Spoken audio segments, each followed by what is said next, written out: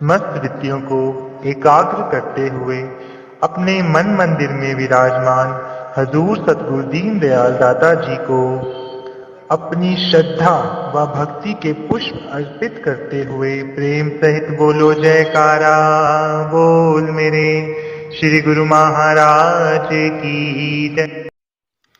गुरुमुखो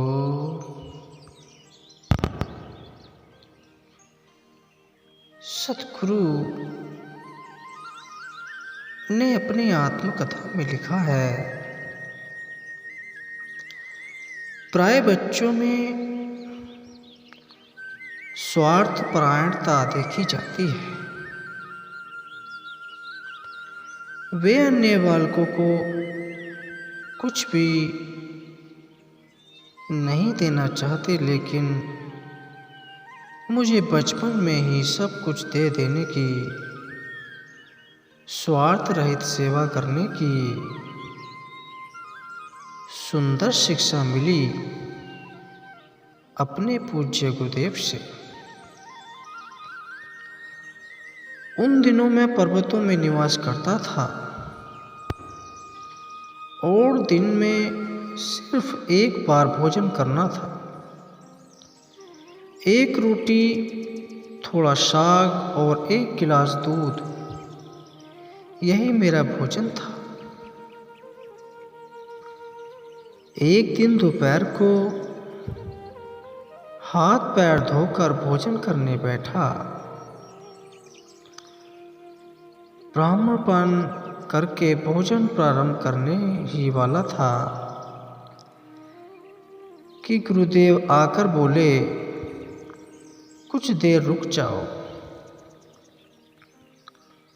मैंने कहा, आज्ञा करें गुरुदेव। एक वृद्ध महात्मा आए हैं, उन्होंने कई दिनों से भिक्षा नहीं की है, तुम अपना भोजन उन्हें समर्पित कर दो। मैं क्यों दूं? मैं भी तो भूखा हूं और मुझे कल इसी समय भोजन मिलेगा। गुरुदेव मेरे इस व्यवहार से कुपित नहीं हुए, बल्कि मुझे समझाते हुए बोले, तुम मरोगे नहीं, उन्हें भोजन दे दो, किंतु इसलिए न दो कि यह मेरी आज्ञा है, बल्कि श्रद्धा भाव से भरकर दो। मैं भूख से स्तब्ध हूँ, मेरे हृदय में उनके प्रति श्रद्धा कैसे उत्पन्न हो सकती है, जो मेरे लिए परोसा हुआ भोजन ग्रहण करना चाहते हैं। जब कई बार कहने के पश्चात भी गुरुदेव मुझे न समझा सके तो बोले, मैं तुम्हें स्वामी जी को अपना भोजन समर्पित करने की आज्ञा देता हूँ। महात्मा भीतर आए। वे अति वृद्ध थे, बूढ़े थे। वे अकेले ही पर्वत मालाओं में भ्रमण करते थे। वे महान त्यागी व विरक्त महापुरुष थे। गुरुदेव ने महात्मा जी का स्वागत करते हुए कहा, मुझे अपार हर्ष है कि आप यहाँ पधारे। कृपया करके इस बच्चे को आशीर्वाद दीजिए। मैंने उखड़े स्वर में कहा, मुझे आशीर्वाद की आवश्यकता नहीं है, मुझे भोजन चाहिए। इतना उद्दृढ़ता पूर्व उत्तर देने पर भी गुरुदेव मुझसे प्यार से बोले, बेटा, यदि तुम इन निर्बल क्षणों में अपना आत्मसंयम खो बैठे तो जीवन सफर में कभी भी विजय प्राप्त नहीं कर सकते। जाओ जल देकर स्वामी जी के पैर धो और भोजन कराओ। गुरुदेव की आज्ञा माने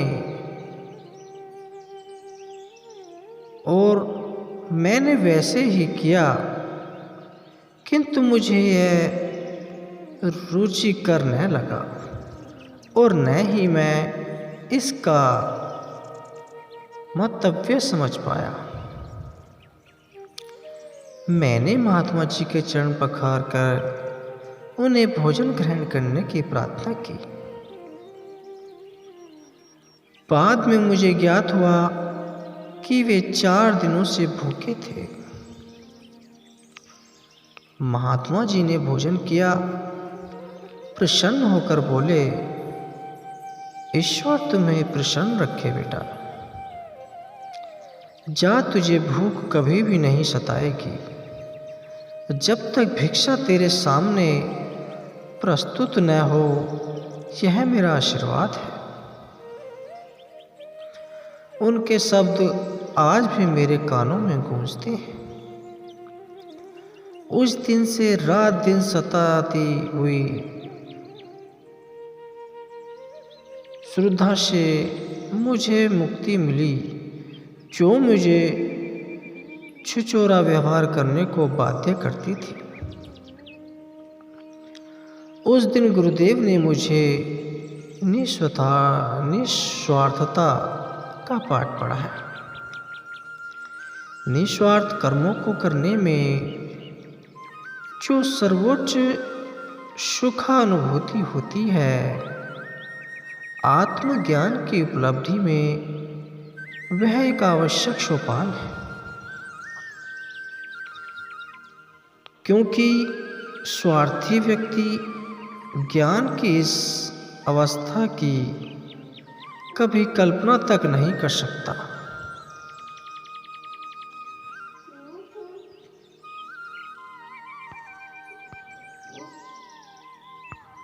क्योंकि स्वार्थ व्यक्ति ज्ञान की इस अवस्था की कभी कल्पना तक नहीं कर सकता। स्वामी जी का यह जीवन प्रसंग हमें बताता है कि शिष्य का परम मंगल किसमें है। यह तो सद्गुरु ही जानते हैं और करते भी हैं। भले ही शिष्य की अल्पमति में मन बुद्धि से पार परमात्मा से एकाग्र हुए गुरुदेव की लीला में समझ न आए। गुरुदेव कितने करुणावान होते हैं।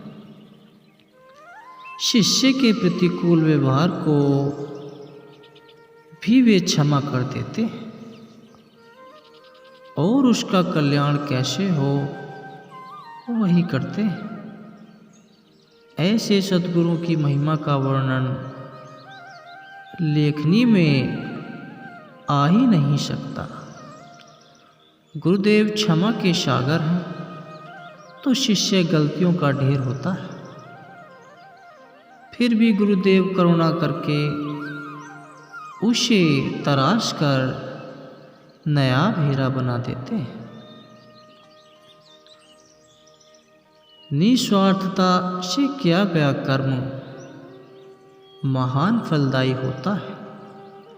वह भले तुरंत न दिखे, किंतु उसे मनुष्य का इस लोक और परलोक दोनों संवर जाते हैं। अतः थोड़ी तितिक्षा सहकर भी निस्वार्थ कर्म करने चाहिए। आज की ये वीडियो कैसी लगी? वीडियो को लाइक करें, कमेंट करें और चैनल को सब्सक्राइब करें।